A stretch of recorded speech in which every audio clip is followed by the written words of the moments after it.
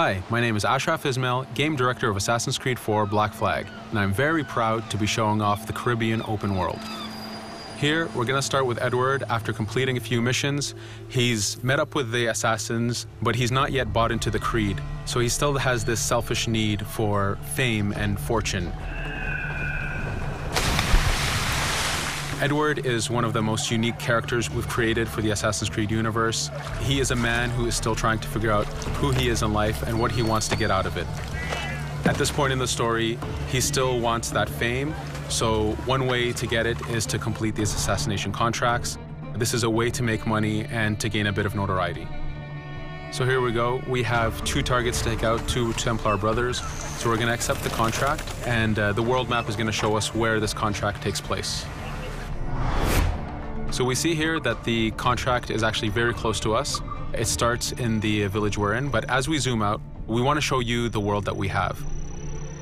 Many locations, over 50 locations, centered by Cuba, the Bahamas, and Florida up north. This is a massive world. There's a lot to find and do in this Caribbean Sea. But now we'll get back to the Fisherman Village and go after our targets. The Fisherman Village, it's one type of location in this world. It's really here as a convenience to the player. This is where you can start missions, where you can shop to upgrade Edward and the Jackdaw itself. It's really about the mood and the ambiance of the Caribbean Sea. In the distance, we have a tavern that we're approaching. Taverns are places where you can hire crew, play mini games, drink if you wish. But for now, we're going to focus on the targets and take them out.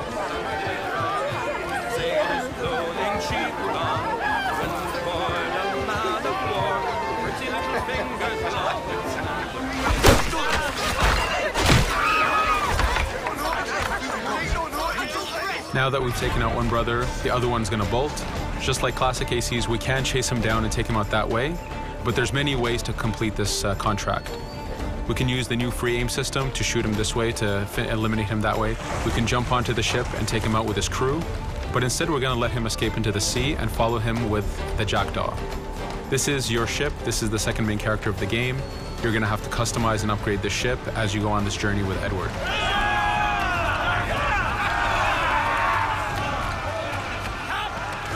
We've seamlessly gone from a ground chase right into a naval chase. We could destroy the ship and complete the contract that way, but instead, using the spyglass, we can see that he's carrying a lot of rum. Rum is important in the economy system. It's one way of making a lot of money if you sell it properly. So instead of destroying the ship, we're going to plunder that ship. Fire! Here you can see the upgrades that we've made into the naval combat. Using the front cannons, you can shoot chain shots to slow down the ship. Using the new round shot mechanic of trajectory aiming, you can aim for the hull and do a lot of damage this way. This specific enemy is what we call a frigate. Frigates are the type of ships that you need to destroy as fast as you can, because the longer the fight lasts, the more damage they're capable of doing. We have other enemy types like the Charger or the Man of War. The Man of War is a massive ship capable of carrying over 100 cannons. These are ships that you really need to upgrade to be able to face. But now that this frigate has been demasted, we can start the boarding. Boarding, it's very important. You are a pirate. This is how you gain cargo. This is how you take on ships. So here we can start the boarding from any orientation or angle we wish. The distance even matters. If you get too close, the 2 crews will just jump right into each other. If you start a bit further, you can jump in the water and go in for a sneak stealth attack. We have 2 objectives to accomplish for this boarding. We can take out the captain, and we need to take out some of his crew. So using the swivel gun, we will efficiently take out a lot of the crew. And now we'll go for the captain using Edward's navigation abilities. Here, again, using the new frame system, we have a dangerous enemy on the other side taking out our crew. We can easily take him out with a headshot. So what we see here is that 2 ships have come together to create this 3D environment where, using your assassin abilities to navigate, to be stealthy, you can take the advantage and get the kill by surprise. Now that we've taken out the captain, we still need to take out a few of the crew members to complete this boarding. Now that we've plundered the ship, we're going to gain that rum that we saw earlier, but we're also going to gain ammo and crew members and some gold. With every boarding, there's 3 options that you can do with that ship. You can gain crew members, you can send the ship to your fleet if you wish, or you can salvage a ship to repair the Jackdaw if you took too much damage in the fight. In this case, since we did well, we're going to send the ship to our fleet. Now that we're back in the Caribbean Sea, we needed to make sure that every minute something is being advertised to the player, something new for the player to do. In this case, we have this uncharted location. These are what we call playas. We have over 75 of these in the Caribbean world. Every playa has something very important for the player to find, something that will help in upgrading Edward or the Jackdaw. So it's in your advantage to explore these locations.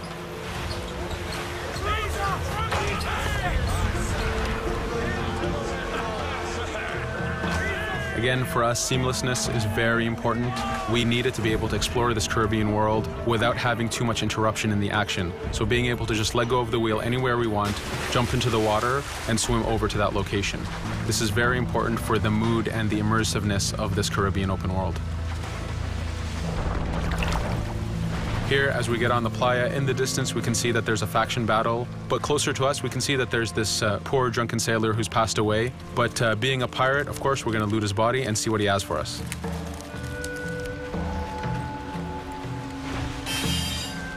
So we found a treasure map.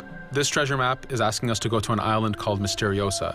Every time you find one of these, you know that you're going to find a treasure that is linked to the progression of the Jackdaw or Edward, so they are very valuable.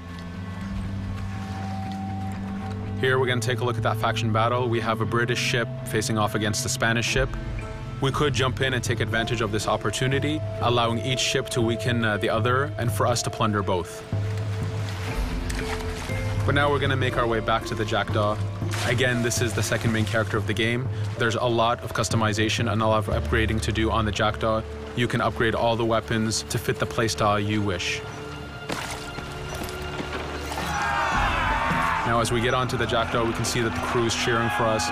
Edward has a really close relationship with his first mate, Adewale, standing right there, and with his crew.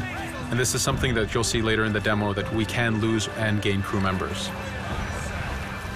Again, using the spyglass, we can really see the contents of a ship, but you can also assess the danger and threat level of these ships. But for now, we're going to continue to Misteriosa to find that treasure. Here we've crossed into a harpooning zone. The harpooning system is connected to the hunting system, which is used for upgrading Edward himself. So you can upgrade the number of weapons he carries, the ammo that you can carry, and even his health. But for now, we've moved past that zone and we've got into a storm. Storms are very dangerous. If you're not careful, if you don't know how to navigate a storm, you will take damage to your ship and you will lose crew members. In the distance, we can see a water spout. This is a tornado in the ocean. These are very dangerous. They can suck you in, and when they do, they tear the ship apart and take out your crew. Here we can see its effect on a ship. This poor ship got sucked in and got destroyed. Storms are very dangerous, but we wanted the player to take advantage of this.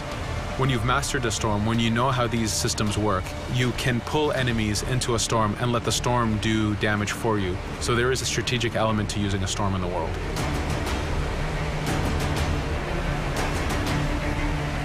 Here we can see that the storm is dying down a bit, but there's still this torrential downpour. It was very important for us to get the real mood of and atmosphere of the Caribbean in the weather cycles and in the daytime cycles.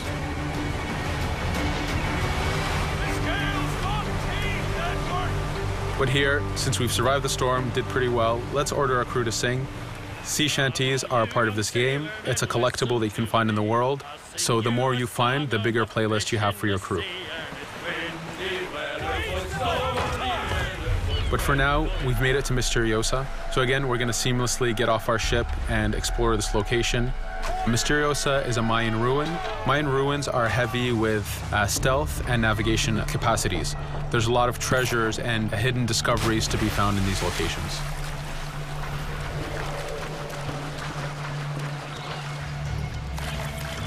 If we recall the treasure map, the treasure is hidden behind a temple. So just by quickly looking around, we can see that temple looks about right. So that's our objective. We'll head there. As we go this way, we can see there's a lot of guards on the beach.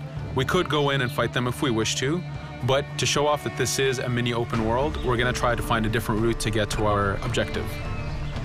Here, we've seen a guard. We don't want to alert him, and we don't want to alert the guards on the beach, so we're going to use our stealth ability to take him out silently.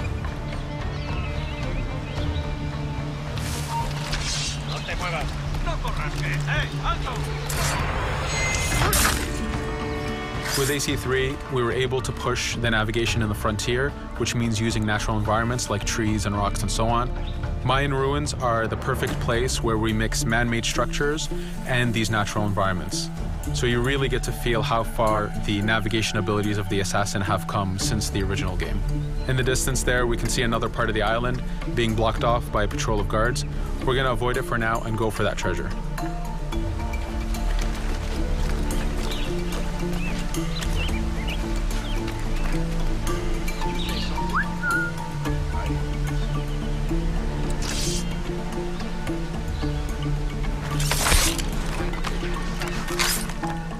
It's important for us to be able to give the players new tools, specifically for stealth. In this case, we have the blowpipe.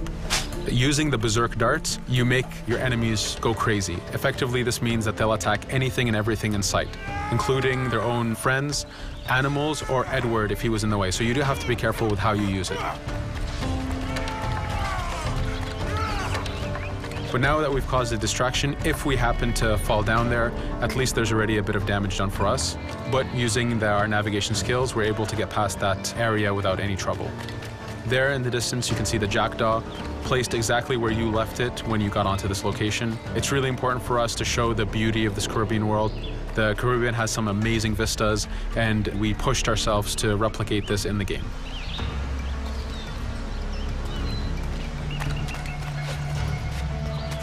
As we continue forward, we can see in the distance there's a couple prisoners that are taken hostage. This is a scenario that you need to use stealth. If you're detected by those guards, they will kill the hostages. So in this case, it's to your advantage to use the environment to figure out how you can take out those guards without being detected. In this case, it's 2 guards, so it's not too hard.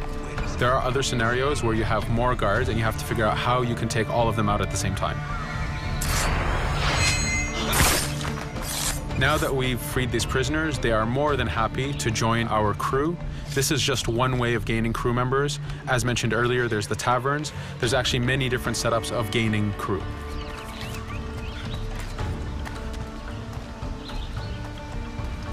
Here, we're going to go back to the treasure map. We can see that the treasure is actually behind the temple near a fountain. So if we just look around, we can see that it's around here.